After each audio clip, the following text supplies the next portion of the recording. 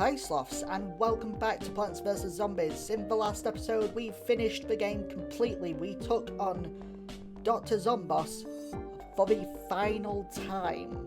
Yes, we had to beat him 3 times in order to actually get through all of this. So today is obviously going to be a bonus episode, and the bonus episode today is going to be finishing off the reading of the Suburban Almanac. Now, last time we didn't have most of these. We only had the Twin Sunflower, which I already read. So let's start from the beginning here with the Gatling Pea, and then we'll move on to the others. So, the Gatling Pea. Gatling Peas shoot 4 peas at a time. Damage, normal for each pea. Firing speed, 4 times. Must be planted on repeaters. Cost is 250, recharge, very slow. Ugh, too slow, in my opinion. Gatling Pea's parents were concerned when he announced his intention to join the military. "But honey, it's so dangerous," they said in unison. Gatling Pea refused to budge. "Life is dangerous," he replied, eyes glinting with steely conviction. Okay, so that's the Gatling Pea. Next up, we have the Gloom Shroom, which I don't think I even used once. There's, I believe there's 2. Well, I think in total there's like 3 plants I never really used, but oh well. The Gloom Shroom. Gloom Shrooms release heavy fumes in an area around themselves, which is my mistake. Must be planted on fume shrooms. Cost 150, recharge of course very slow. "I've always enjoyed releasing heavy fumes," says Gloom Shroom. "I know a lot of people aren't cool with that. They say it's rude or that it smells bad. All I can say is, would you rather have your brain eaten by zombies? No, I wouldn't. And I don't actually have a sense of smell. That's a fun fact about me. So Gloom Shroom, I would not be too concerned about your presence." Now, here we have probably now one of my, if not all-time favourites in this game, the Cattail. Cattails can attack any lane and shoot down balloon zombies too. Obviously, it must be planted on lily pads. Cost 225. Recharge, not as slow as you might think when it says very slow. I don't know what it is about cattails, but they seem to recharge just a tiny little bit faster than very slow. "Woof," says Cattail. "Woof, woof, woof. Does this confuse you? Do you expect me to say meow like a cat just because the word cat is in my name and I also look like a cat? That's not how things work around here. I refuse to be pigeonholed." I don't know what pigeonholed means, to be honest. That's not a term I don't think I've ever really heard. I don't even know if that's supposed to be some sort of bird pun either. So, moving on. Winter Melons, a great addition to this game. Winter Melons do heavy damage and slow groups of zombies. Damage very heavy. Range lobbed. Firing speed half times. Special, melons damage and freeze nearby enemies on impact. Must be planted on melon poles. Cost 200.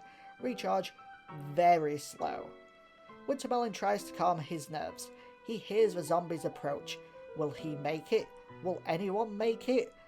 That is a very good question in some of the levels I have played within the past few days. Okay, moving on. A plant I never used. Gold magnets. So, gold magnets collect coins and diamonds for you. Must be planted on magnet shrooms. Cost is 50, recharge very slow, of course. "How did I end up here?" asked Gold Magnet. "I was on the fast track, corner office, full benefits, stock options. I was going to be vice president of Midwestern operations. Now I'm here on this lawn in serious danger of being eaten to death. Oh, a coin, nice, yay, yum." Okay, that is the Gold Magnet. Now spike rocks are super imperative, especially when there are things like zombonis and the catapult zombies around, or just any zombies that usually walk very slowly. They can also be very useful against gargantuas because gargantuas have to hit them multiple times in order to squash them and get rid of them. So, Spike Rock. Spike rocks pop multiple tyres and damage zombies that walk over it. Must be planted on spike weeds. Cost 125, recharge very slow. Spike Rock just got back from a trip to Europe. He had a great time, met some wonderful people, really broadened his horizons.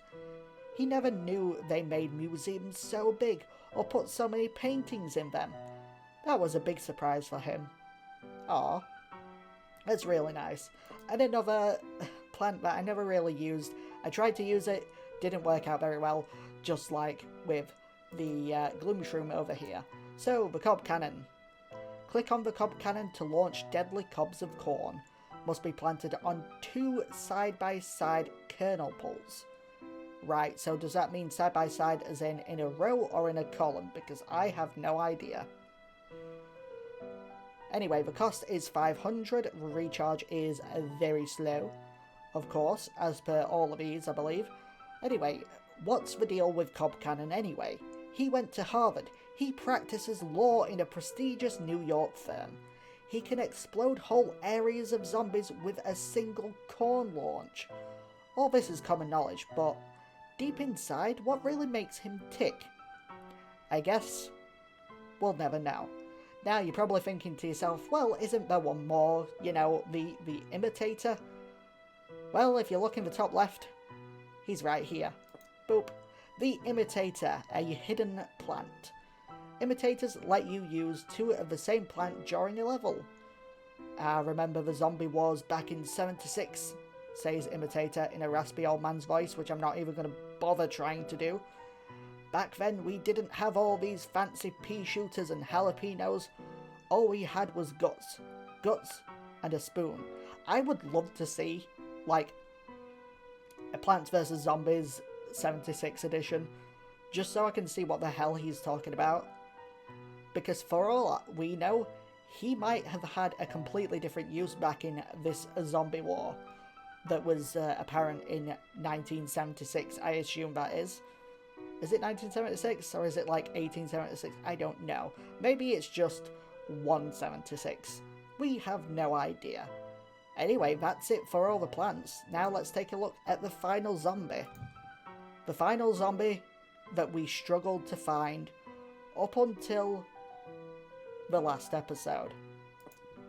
The Zombie Yeti, a rare and curious creature. Toughness high. Special, runs away after a short while. Little is known about the Zombie Yeti, other than his name, birth date, social security number, educational history, past work experience, and sandwich preference, which is roast beef and Swiss cheese. Yum. That's actually quite interesting. And very, very nice. Okay.